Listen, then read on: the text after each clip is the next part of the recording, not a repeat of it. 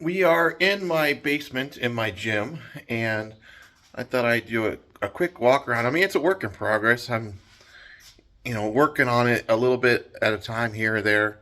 So let's just kind of walk through, and I'll show you everything that's going on that's set up so far.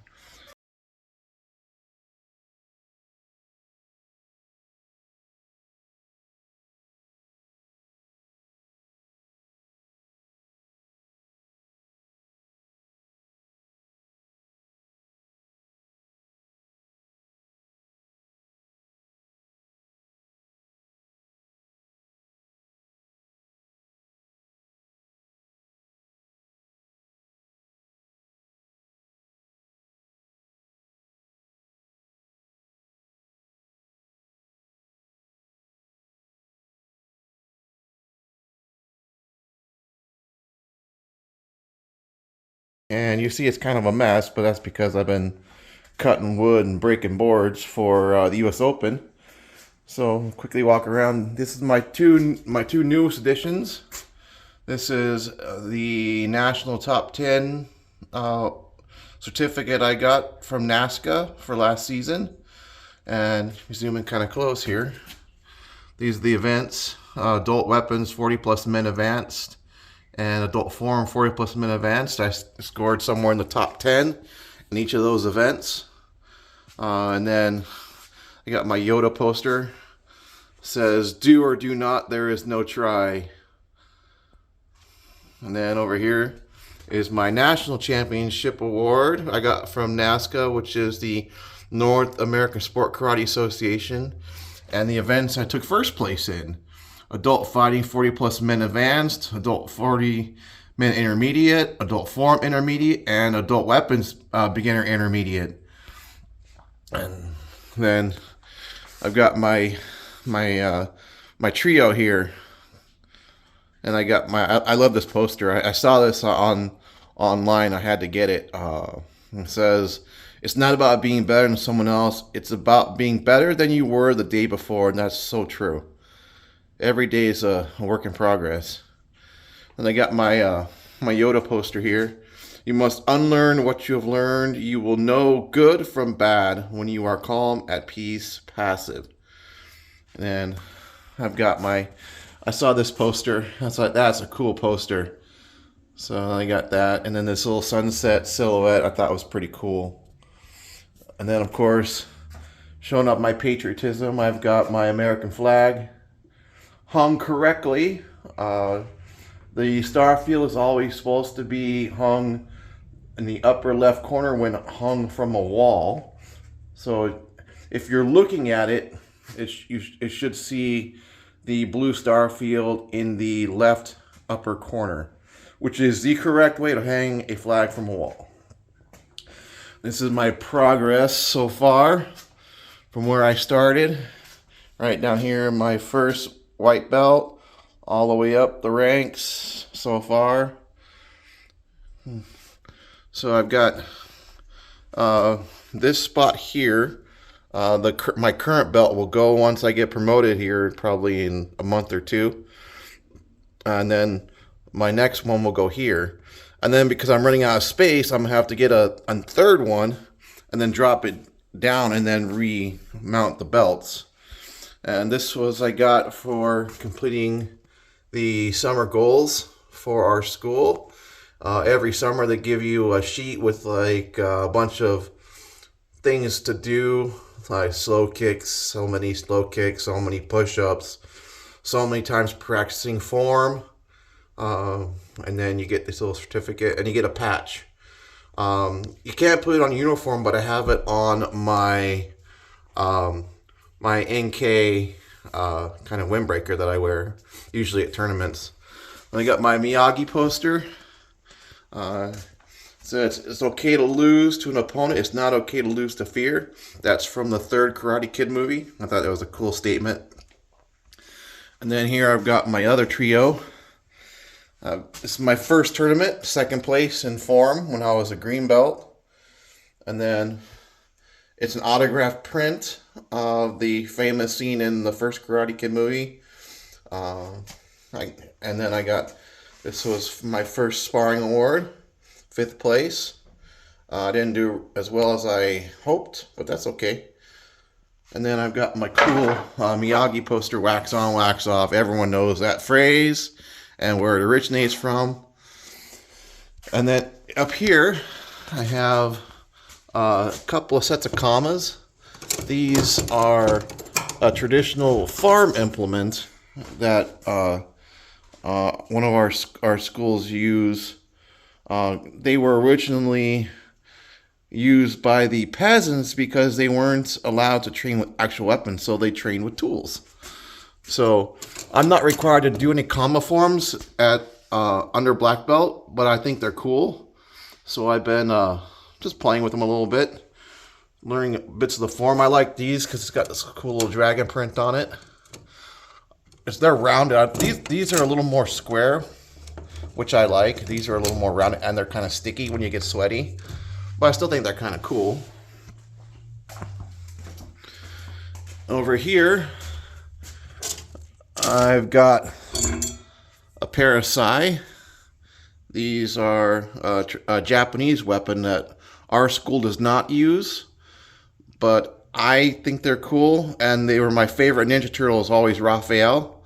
So this is the weapon that he had in the Ninja Turtles cartoons.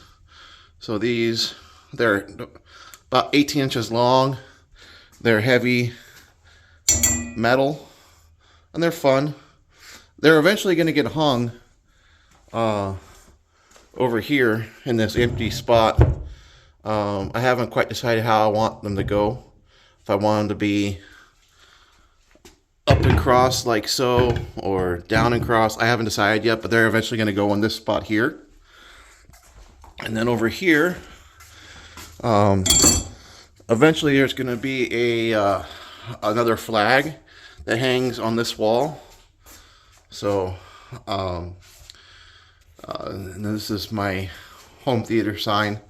It's named after myself and my cat Psycho. I've had since she was a kitten. She's 13 years old now. You've seen her in some of the videos, little black cat. She likes to be part of everything. And then down here, I have my 4-foot bow staff, which I use to practice with here in the basement because the ceilings are too low for my full-size practice bow, which is 5.5 feet. And then I have my heavy bag, which I use to get out some aggression and to sweat a little bit. Then right here is my board breaking area. You can see there's quite a few boards broke. They get expensive, let me tell you. I get 10 at a time usually. They come 6 feet long by 12 inches wide by 1 inch thick. So all of those at one time look just like that. And I've cut them down with the table saw. Right now I'm working on getting another set cut. There's a stack there that I'm getting ready to break this morning. And then these will be for the corresponding weeks. And then over here I have some of my gym equipment. Everything's kind of dusty from cutting wood. So I got some Muay Thai pads. I got my heavy gloves for punching the bag. I've got some 20-pound hand weights. And one of these step things I use for cardio and aerobics and stretching. And then this is the newest addition to my gym. My buddy got this. Well, he had 2 of them, and he sold one to me. So I haven't started using it yet. I'm going to start using it today for the next few weeks, getting ready for the Open. So I don't know if it's going to work, but I thought, hey, the price is right. So I'll give her a try. And then I just got these concrete blocks. These are 2 inch thick. Not because I'm going to break them, but because I need them to support the broken wood here when I'm doing my foot braking. Because I think because I'm not getting high enough and because the ceiling is so low that I can't really get high enough to break when I stack 10 of them up on those bigger center blocks. Those center blocks are like 8 inches thick. So I'm hoping by taking those smaller bricks and making the stack a little lower, that'll hopefully work out in my favor. And these floor mats, originally they went together just fine. They're 2 inch or 2 foot square by 3/4 of an inch thick, but they were sliding around. My trying to practice in here and trying to do like slide kicks and some sparring and stuff, and I was sliding around. So what I wound up doing is trying to tape them down with this double-sided tape.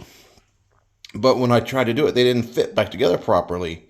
So I'm gonna have to pull this whole floor up, and I'm gonna replace all these mats. And they were expensive, like I don't know, like $40 for 6, and there's quite a few of them. So if you look, all the way across the room here, it's basically 1, 2, 3, 4. So it's basically 10 feet by 20 feet. So those are gonna wind up getting replaced. I put this drop cloth down to protect these mats, and it's a 3 by maybe it's 4 by 5 sheet of plywood that I use to put the bricks and stuff on to give me a stable surface.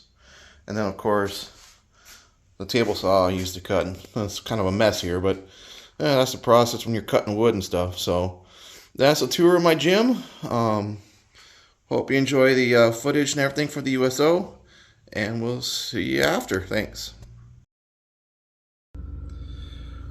Well, today is the 2nd of July. It is about 7 o'clock on Sunday night. I just got home a little while ago from Orlando, Florida, from the tournament itself. It was a very fun tournament. It was exhausting. I had a lot of stuff going on at the same time. Didn't have much time between events. Didn't have a lot of time to prepare between events. So, needless to say, I was really, really tired when I got home this morning. I tried to take a little nap, but I couldn't sleep. But so basically, it was a success. Had a good time. I wound up walking away with quite a few awards. They offered us the option of trophies or medals for each division that you competed in and won or placed. And I chose the medals primarily because I've got plenty of trophies. I mean, you can see them over there in my corner above my shoulder there. And it's a lot easier to pack these medals. I mean, they're only so big around. So I wound up getting 1 bronze. I can't remember what I got each one for. There's a lot going on. And I got 2 silvers. And then 4 golds. So there you go. I have no idea, how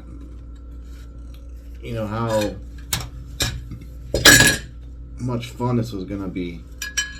I mean, I gotta figure out a way to display all this stuff. I think what I'm gonna do is get some kind of nice little wooden, kind of not frame, but kind of like a plaque kind of type display with some hook screws, and then line them up and put it on the wall down in the karate gym. But of course, our school likes us to bring, if we compete in a tournament, to bring our trophies in to, show off in the school. I also did get one. I got 1 trophy this was for open hand form. And this is a 4th place trophy. They didn't give out medals for 4th, just the 1st through 3rd. They usually get a 1st, 2nd, 3rd, and a 4th, and then everyone else beside that is a finalist. Like this one was from my first tournament, my very first tournament. This was I was a finalist in the point sparring division, so I keep that in my office here. I do have a few complaints about the things that happened at the tournament. because generally the way they do it is they send out an email. Once you register, you get like a confirmation email saying, okay, this is the division you signed up for, and then usually a day or two before the tournament happens, they post them on the website, and it shows you what it doesn't break it down by individual division or individual person's divisions. It just shows all of them. So you gotta sit there and scroll through every single division to find the ones that you're in, what day, what time, what ring. And the problem that I found is there are a lot of divisions, and I kept scrolling through and I could not find my divisions, and like 2 or 3 of them only showed up. None of my board breaking division showed up, none of my creative stuff showed up, and none of my traditional forums showed up. So I went in the day of the tournament that was starting on the Thursday, the 29th, and generally the way I've seen these tournaments happen, not necessarily this one because this is my first experience, but they have people there during the day that, register people, and people can add divisions, or, just general, admin type related stuff. And they were having some like seminars going on, so I assumed somebody would be there. So I drove over to the venue. I stayed at a hotel about 20 miles away, mainly because price, because the tournament was held at the Disney Coronado Springs Resort, which ideally I would have rather stayed at the venue, because then, when you're done with your event, like say you got a 3-4 hour break between divisions, you can go up to your room and relax or whatever. But it was like $300 a night, and I was staying there for 4.5. Thursday, Friday, Saturday, Sunday, so 4 nights I was staying, and you do the math, that's $1,200 just in hotels. That's not including food and rental car and these other things that are going on. So I chose to stay at another hotel. I mean, you had to drive to the venue, but instead of paying $300 a night, I'm paying like $90 a night. So just financially, it made better sense for me to do it that way. And I went down there and there was no one there. They had a sign, like a poster, not poster, but like a big poster board that had like a general idea, like Thursday at 4 o'clock this starts, but nothing individual. And a QR code that you scan just took you back to the registration site, which is the one I talked about a few minutes ago that had all the divisions listed. Nothing broke down. Ideally, you'd be able to type in your name and search by individual competitor, and it show you each of that competitor's divisions. Quick glance once, okay, Thursday, 5 o'clock, I need to be at this ring. Simple. But that didn't happen.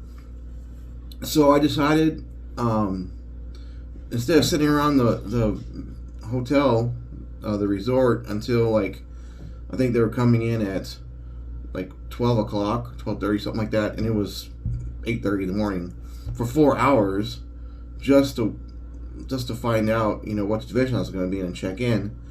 I chose to go over to Universal Studios. So Universal Studios is 10 miles maybe from the venue. Of course, there's some construction and traffic, and so it took a little bit longer to get there. So I went over there. I was just going to buy a ticket at the gate, but the gate was, the line was so long, I said, I'll just pop up my phone real quick, and bought the ticket online, walked up to the gate, showed my ticket, and walked in. I gotta say, they do roller coasters and wait lines fantastic. They have a separate line for people who are single, so you got like families or couples or buddies or whatever going, they ride together, and then they have a separate ride for just persons by themselves. And what they do is there's someone at the where you would get on the roller coaster asking how many are in your group, and then telling you what line to go stand at. and it just flows. And if there's any empty seats, they pull the next person in line at the single rider line and then fill the empty seats. Fantastic. I rode the Incredible Hulk twice within 15-20 minutes. And that's a intense, crazy ride. It's a great ride. And I rode it twice in the peak middle of the day within 15 minutes. And then, of course, I walked around, rode some of the other rides. And I had to leave there about 2:30 to get back to Coronado Resort by like 3, because I wanted to be there about an hour early, make sure I got checked in, and thankfully I had everything I needed in the car.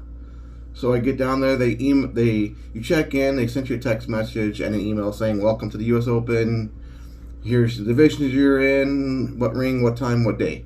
Okay, no problem. So I looked at it. So I had one division on Thursday night. Only division I had was the open rank sparring division, which is basically you can spar with anyone, regardless of belt or age. It's open to anybody. So I signed up for that one, and it said be at the ring 4 o'clock. Ring, I think it was like ring 12 or something. I was there on time, dressed, ready to go, all warmed up, stretched. And then they said we probably won't start my division, because they have kind of, the way it works is they have people in doing their division on the same ring, and then when they're done they move on to the next division. They're all assigned on the same ring.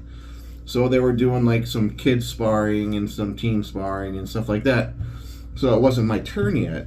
So I was just kind of waiting in the wings. And then they called out my division. They said, 18 and over men's open rank sparring. So I walked up, checked in, said, hey, I'm here. And I was the only one in my division. So all that time I stood there for nothing. So an hour and a half. Well, of course I've been there since 3, so I got checked in, got stretched out, dressed and all that. And then waited from 4 to about 5:30 and did nothing. And they called me up, checked in, only one in your division, no one else around to spar. Here's your voucher, first place, automatic. And I was like, what? This is the US Open, I have no competitors? Craziness. You know, I'm thinking this is a huge tournament, the biggest tournament in the country, and I got no opponent. And there was a guy from Australia, of all places. They had a whole group. They said they had like 40 people, all ranged as adults. He was probably in his, I think he said he was 65. And they were doing a 3-person team sparring event where you have like someone in their 30s, 40s, 50s, whatever. So you have to have one person in each age group. Maybe it was 34, or maybe it was 40, 50, 60.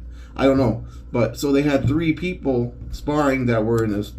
Each one was in a specific 10-year period. So yeah, one guy was 32, one guy that was 49, and 65, whatever. You get the idea. So he had all his stuff there. He was all dressed up, waiting for his division on a different ring. And the 2 of us were going to spar because I didn't have an opponent. And they were going to, you know, just for fun. You know, it's a good workout, good practice. He's black belt. But they called him to his ring right about the same time that we would have sparred. So I got they give you a little piece of paper. Some places give you like a little laminate that says first place, second place, whatever, and you take it up to the awards table and turn in to get your award. So if you got like first or second or whatever, you get your trophy or your medal or whatever it is. And so I went over, got the gold medal, and I went back, had that same guy. He was done with his division. He said it didn't really go well for them. I think they lost. And I asked him if he'd take my picture, so I took the picture with my first gold medal. I mean, technically I didn't earn it, but I did not earn it. I was there, ready to go. It's not my fault I didn't have a competitor. So I went back to the hotel. I stopped, got something to eat. Next morning, according to the email that I was sent, I only had 2 divisions to do that day. Only thing I had to do was my hand brake and my foot brake for the board braking division. And I had 5 extra boards because I had ordered 20 and I was only going to break 5 with the hand brake and 10 with the foot brake. And so I had 5 extras. So I asked if I could add another division, and they said, yeah, sure, no problem. And I was going to add the sidekick one where they put them on as kind of a holder, and then you kick it with a sidekick or a hook or some kind of a kick. And you see how many boards you can break. It's all based on however many boards you break. So whoever breaks the most boards wins first, then second, and third. So the guy said, "Oh, we're not offering it here anymore. It was too much of a hassle to set up." And I said, "Are there any other divisions?" And they said, "We got the creative one." I asked him kind of details. He said, "Well, you can have a maximum of 8 because I'm an advanced level. I can have an advanced routine where I can break up to 8 separate breaks. So I could break one with a punch, break another one with the sidekick, break another one with the elbow strike, whatever." And you could do it with or without music, and I was like, okay, that sounds like fun. I didn't practice for it. I didn't plan on it. It just kind of happened. Actually, I was trying to have fun with it at my buddy's house. He has a cabin up in a couple hours north of us, and we were playing just breaking boards just for laughs in his yard. And I had them stand. Each guy stand on the side of me, and I broke one board one way, one the other, and then I broke one in the center, or 2. I think there was 2 in the center, just for fun. I was like, well, I did that, at my buddy's place. Well, I just do this. I already did it. I basically practiced it. So I got the boards. I put a stand. I put the 2 boards on top. I put 3 because I had 5. So I put 3 on the stand, and then there was 2 guys that were like competitive breakers that weren't competing that day. They were competing the next day, and they held the boards. You only have a certain amount of time on the creative. You have you have time to set up, do your break, and clean up, and it has to be done in that specific time. And so they helped me set up. Of course, with only 3 breaks, I didn't really have a whole lot to set up. So you did it, time. Next, and then next person was time. So they had one guy. He was on the ring right next to me. We're all in the same division. He did his break. It was my turn. I did my break. And then, of course, I scored like a very low score because I only did 3 breaks. And after the division was over, one of the judges, she's a competitive breaker. She came over and said, "I loved your intensity. You did a really great job. Your breaks were clean." She said, "The reason why I was scored so low was because I only did those 3 breaks." She said, "In the future, create a routine where you break your maximum number of breaks." She said, "My intensity was great and all that." So I said, "Thank you so much for your advice. I appreciate it." So I knew I wasn't gonna win, but it was fun. I had the 5 extra boards, and might as well break it. So there you go. So that was what I was planning on doing. Those first 2 with the hand brake. I was planning on doing 5. That was my goal, to break 5. And the guy next to me didn't break all his boards. He was trying for like 12 or something. I asked him, "Can I have those 2 boards that you didn't break?" He said, "Yeah, sure, here." He gave them to me, put them on the stand, and when it was my turn to break, I only broke 5, which was my goal all along. So I broke 5, which was fine. So 5 out of 7.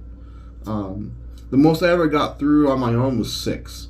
So I didn't know if I could do it or not. I'm pretty sure I could have had I set them up a little bit higher, because I set it too low. So when you come down, instead of hitting here where I would normally hit, I didn't hit till down here. So you lose a little bit of that force. Consequently, I didn't break all 7. I just broke the 5. And I did not know it at the time, but one of the founders of my school was watching. And he came up to me afterwards, or not there, but on Saturday, he came up to me because I was waiting for another division. He said, "Hey, I'm glad to see another one of my school students here. Uh, I saw your break. It's great seeing you at these tournaments. Kind of asked me about kind of what I had been doing so far. I mean, he's like the founder of the school. He's a 10th degree black belt grandmaster, and he was just super supportive, super nice. And then we parted ways, and I wasn't expecting that. He's got bigger fish to fry than dealing with me, or even talking to me. So I was really appreciative that he came and gave me, such kind words. So of course I did my foot break. I tried for 10, only broke 9. So which is what I got. I tried it in my basement. Every other time I only got through 9. So I tried for 10, but didn't quite make it. But I wound up taking second place. So not bad. So that was my second medal. I didn't place in the handbrake, which I knew I wouldn't, and I didn't place for the creative. No problems. I knew I wasn't going to anyway, so well, fun. Just have a good time with it. So while I'm waiting to do my foot brake, I get a text message from the event saying you're needed in ring 21 right now for musical form, and I was completely unaware that I was going to be doing that on Friday, because the emails that I got from the same tournament said all of those, my musical division, my creative division, my open hand division, and my traditional form, continuing sparring, and point sparring, 6 events were scheduled for Saturday, when in reality 3 of them were supposed to have been done on Friday. So I got to the ring. I said, "Hey, I'm in this breaking division. It's not quite my turn yet, but it's going to be my turn soon." And there was another guy in the division. He was also in the breaking. So I got the text message alert, ran over there, and they told me who they were waiting for. And I was like, "Yeah, he's in the breaking division." I ran back and I grabbed him real quick. And of course, I didn't have my music ready. I didn't have the speaker. I borrowed a speaker from a friend of mine, a big, portable speaker. I didn't have the speaker handy because it was back in the hotel rooms. The way the schedule stated, I didn't need it because I was only doing the breaking division, so I had no need for the speaker or anything. So I got back to the ring with the other guy that was in the division with me, and I told him, I was like, I don't have anything with me. It's musical. It's required to have the music. So I tried to, because I wear hearing aids and I can Bluetooth my hearing aids to my phone. And so I tried to do it that way, but it was so loud I could not hear it. So I started the form. I got about maybe 10 seconds into it, and I couldn't hear it. And I stopped and I said, I'm really sorry. I cannot hear the music. And of course they couldn't hear it either. And they said, "Yeah, we understand. It's really noisy in here." She said, "Can you do it? Just do it without the music." I said, "Yeah, sure, no problem." Of course, I didn't. I usually, before I do like one of those events, I like to take 10 minutes to run through it a couple of times just before I go into the ring. That way, I'm kind of mentally focused and ready, and at least run through it, like a rehearsal. And I didn't get that opportunity, so I totally sucked. I missed like a couple of techniques. Of course, they don't know because they don't know the form. And then, so I wound up winning because the other guy was in the same boat as me. He had a speaker, but it was very small. It was probably the size of maybe a loaf of bread. So big, And he couldn't hear his music either, so he did his without the music. And then he took second, I took first. So yeah, I actually legitimately earned that silver medal, or I'm sorry, the gold medal. Legitimately earned that gold medal.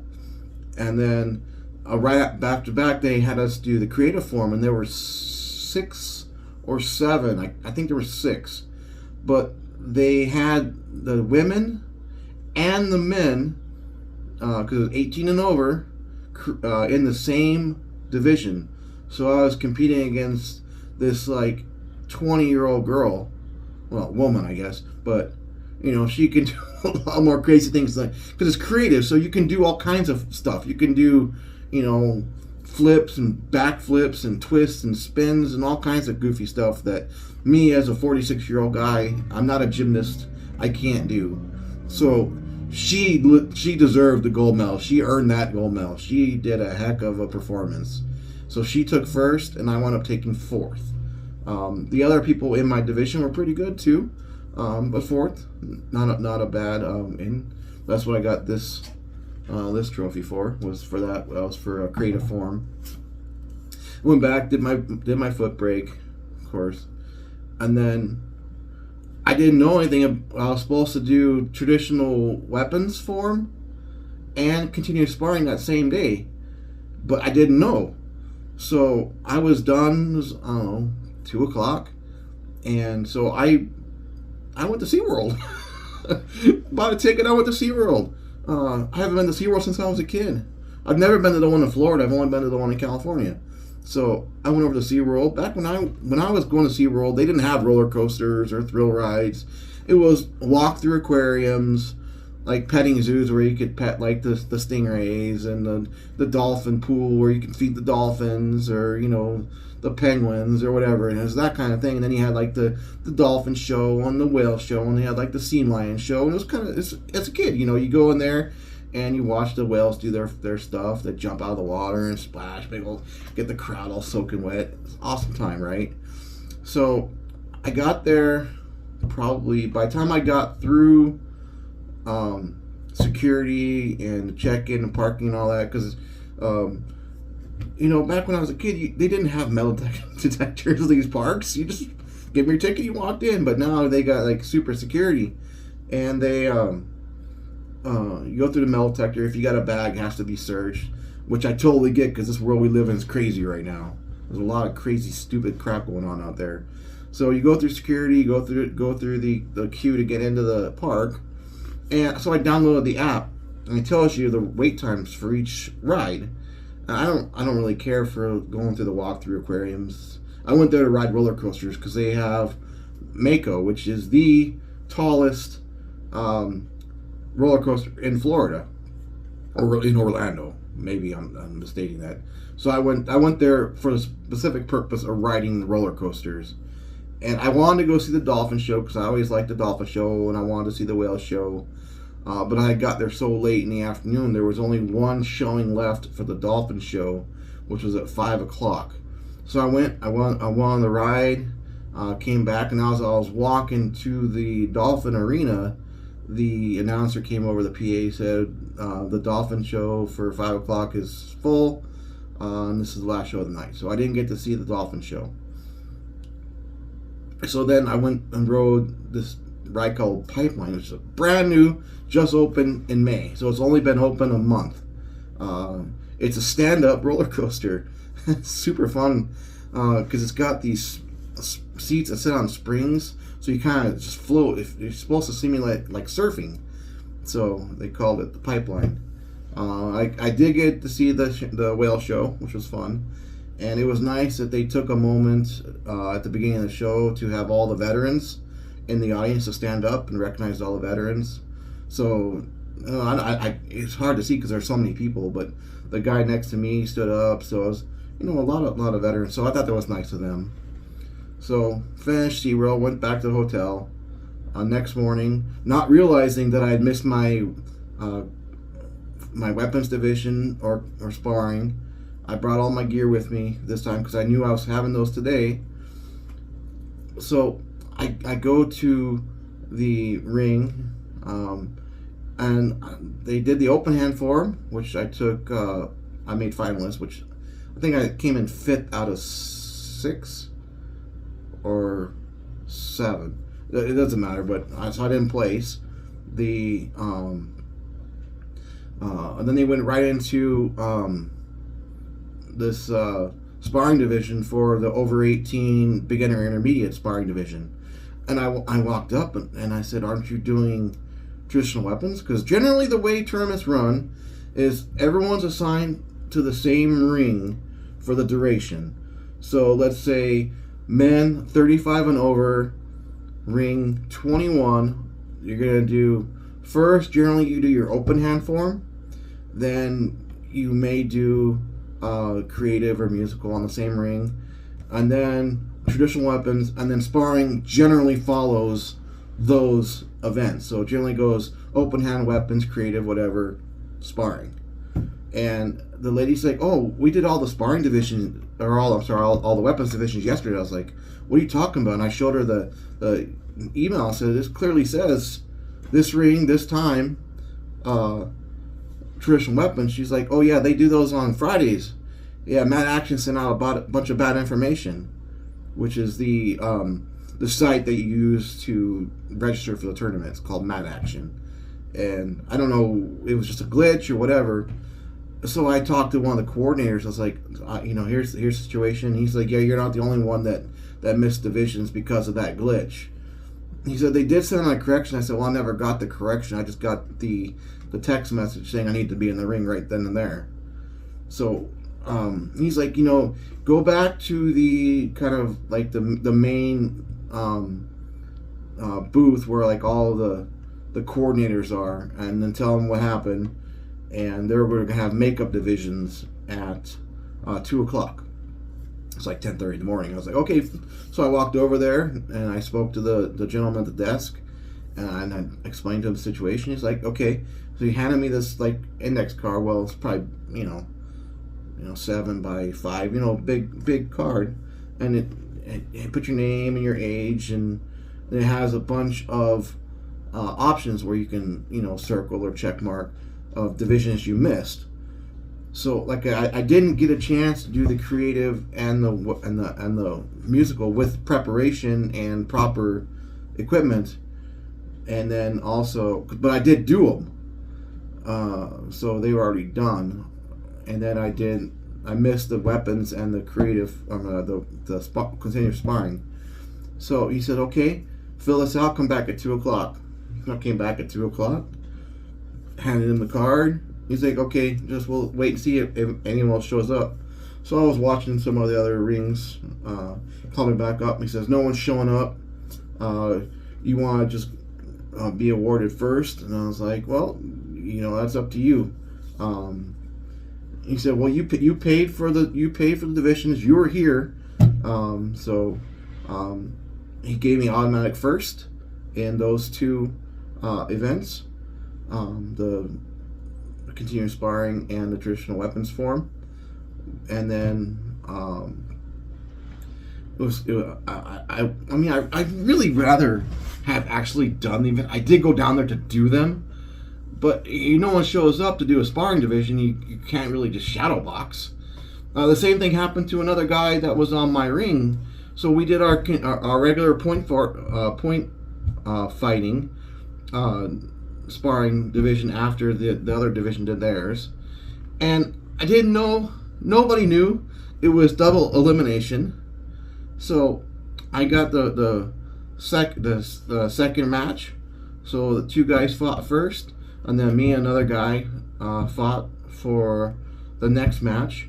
I beat him, so I won the first match, and then I don't know, a few matches later, they called me back up to the ring to fight the next person. I was like, okay. So I should have won that fight. I lost it. We went into a sudden death overtime, and he got the first point. The way it works is you get 2 minutes, and whoever scores the most points in 2 minutes or gets a 7-point lead. So if you score 7, your opponent doesn't have anything, you automatically end the match and you win. It's like a I don't know what they call it. Just basically a 7-point spread. So once you hit that, then they stop the match. So I landed this guy was taller than me, a hook kick to his head. But when I landed, I slipped a little bit and fell. And the officials argued for about 5 minutes whether or not I should get those points or not. Because if you land a kick is worth 2. Anywhere from the head to the belt, kick is worth 2. If you get a spinning jump kick to the head, that's worth 3, but I can't do that. I wouldn't even try it. But I did land this hook kick clean, and he, the center, that is, after conferring with the other referees, because there's 2 corners in the center, they decided that because I didn't land, then I wouldn't get those points. So had I got those points, I would have won. So I was a little disappointed in that. So I lost my first match, or lost the match. So generally, the tournaments are single elimination. You fight until you lose. And then so I thought I was done. So I took off my helmet, took off my gloves, sat down, took some water, and then I get a, Kelly, you're next in the ring. Kelly and so-and-so. I was like, what? I thought I was done. And the center calls me over. No, they're double elimination. I was like, oh, okay, cool. So I put my gloves and my helmet, my mouthpiece back on, kind of re-stretched out a little bit, because we had a couple of, 30 seconds. And then he calls back, bow, go. And it was a good fight, real good fight. It was close, and he wound up winning. And he wound up fighting another guy. This guy was from like Guatemala or somewhere in Central America. He was probably 6'3", 6'4", maybe. Not real like muscular, but just a solid dude. And he took the guy that beat me took this nasty side kick right to his ribs, and the guy stopped and got knocked down, and he continued the fight. He wound up losing, and that guy wound up winning the division. And we were all pissed off because he only had to fight once, and I had already, at that point in time, I'd already had 3 fights, and he'd only fought once. Because the way, instead of separating us out, so the winners go to one side, the losers go to the other, the losers fight the other losers, and whoever wins that goes on to fight the winners for the elimination fights. But they didn't do that. They ran the loser brackets at the same time they ran the winner brackets. So I had to fight 3 fights within like 7 minutes. And another guy was in the same boat. He fought 3 fights within the same amount of time. And this guy's just sitting over there chilling. And then, of course, when he came in off the bench fresh, and he wound up winning the division. He basically destroyed us. I didn't have to fight him, but the guys he did fight, they didn't stand a chance. This guy was too strong, too fast, too quick. So he wound up winning the division. But we were all like super frustrated, and the center referee was even frustrated. He's like, I don't know why they're doing this. This is stupid. They should have done, separate the winners and the loser brackets, and then the losers have their chance to fight back into the winner bracket. But that didn't happen. So consequently, I lost that match. And then the guy that was in my ring that I lost to the second match, he was the only one in his division to do the clash sparring event. I've never done clash sparring. He's never done clash sparring. The centers and the side judges didn't really know the rules either. So he didn't have anyone to fight. So I said, I'll spar with you. Give you because he's going to win first place automatically because it's his division. He's the only one in it. So he will automatically win that division. But unfortunately, he didn't have an opponent. So I volunteered to be his opponent. And he had taken that side kick to the ribs, and I'm pretty quick with the block and the jab, a quick jab. It's not really jab. It's more of a rear hand punch right to the rib cage. I'm pretty quick at that. I practiced it. Boom, boom, and I don't generally hit and then go through. I just kind of just make contact, pop. Just enough to not. That's not the goal. The goal is just to score a point, not to hurt the person. And I hit him right on that spot where he took the side kick. He dropped. Of course, this is just for fun. This isn't for first place or a win or anything. This is just an exhibition match. This is basically 2 guys sparring for fun. And he dropped. As soon as he dropped, I took my gloves off. I walked over. I was like, dude, are you all right? You all right? You need let's go see the medic, because he probably broke, the other guy probably broke his ribs. He's like, no, I'm all right. And he's clutched over basically on the ground, just like in agony. I said, come on, let's go to the medic. I was walking over to the medic. But he walked over and sat down in one of the chairs. So I walked, because the medic's table was just 2 or 3 rings away. So I walked over to the medic's table, and I asked them if I could get an ice pack. And they pointed, there's a bin with the plastic bag. He said, oh, here's one already ready. So he handed me ice pack, and I walked back over, and I gave him the ice pack. He put it on. I said, thanks so much.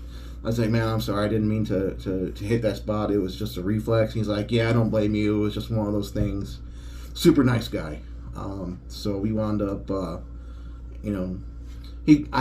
wasn't even in the division, but the center's like, because I was there and I was being, a good competitor, and he's like, here, you can have second.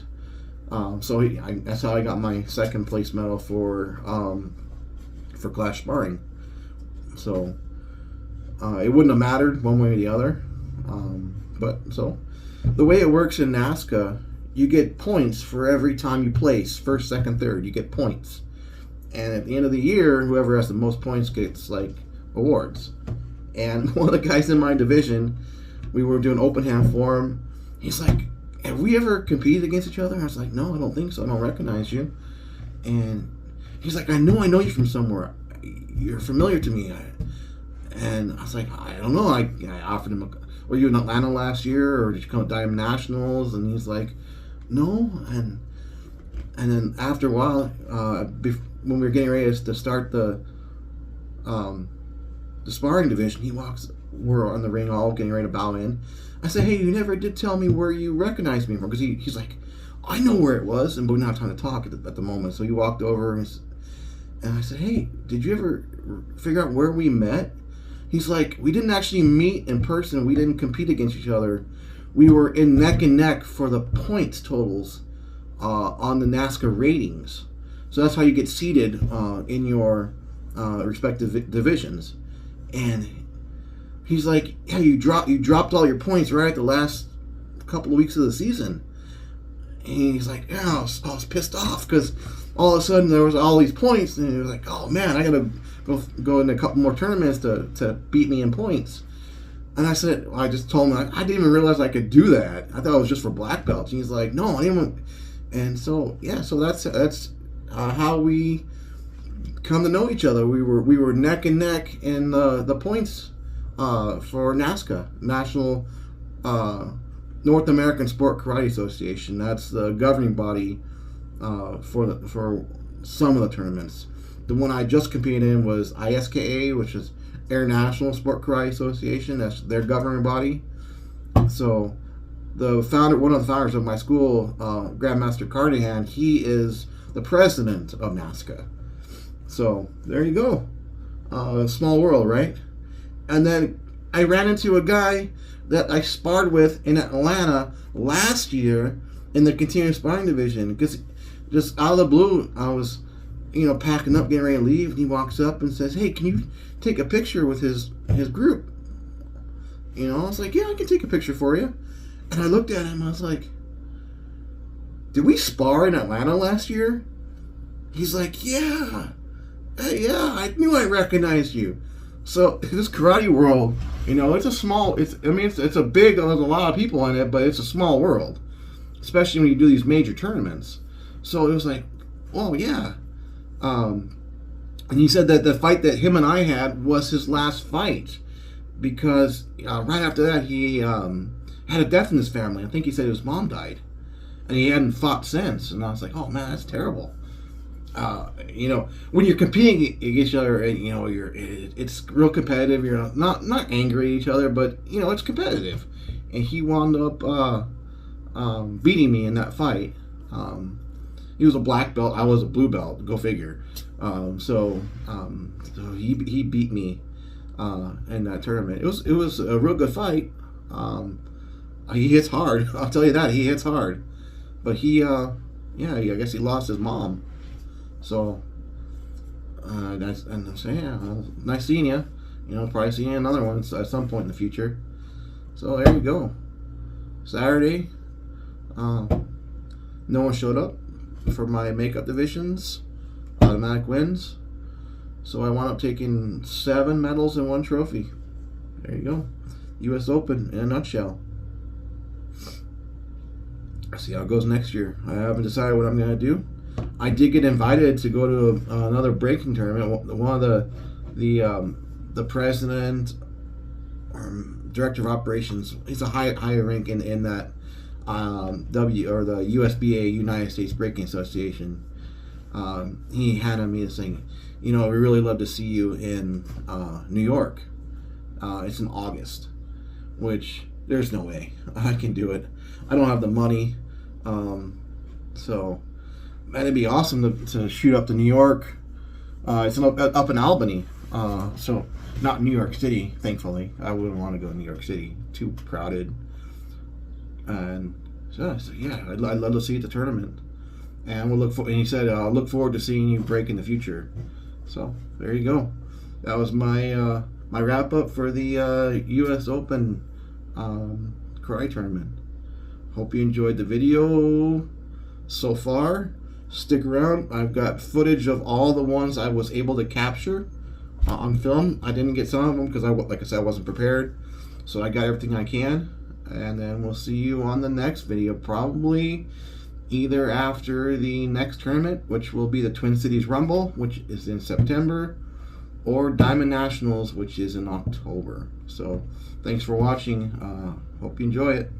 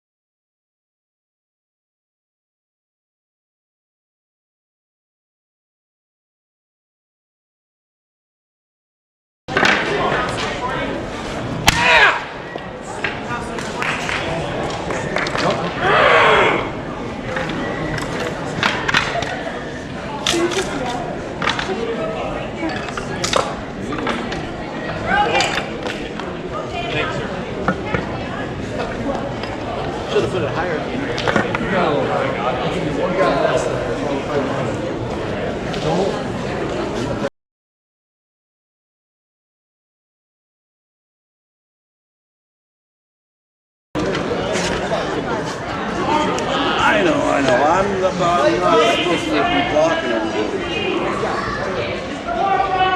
Attempting 10. Whenever you're 10. ready, sir.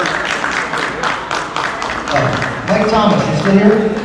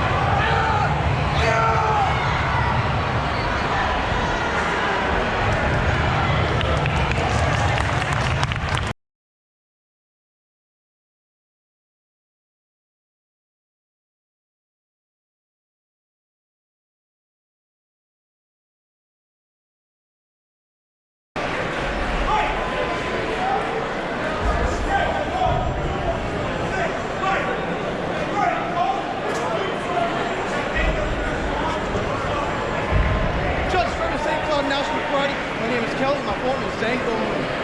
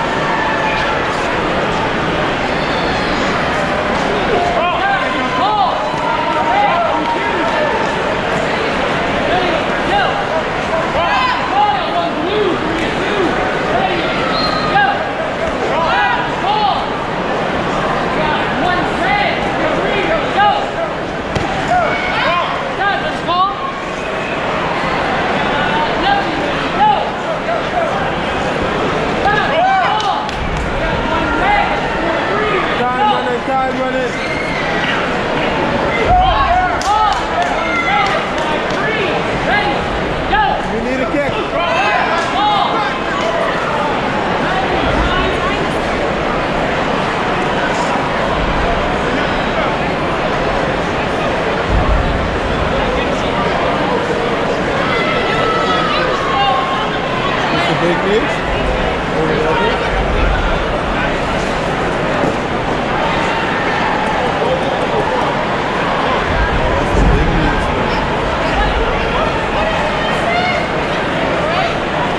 Is that all mine?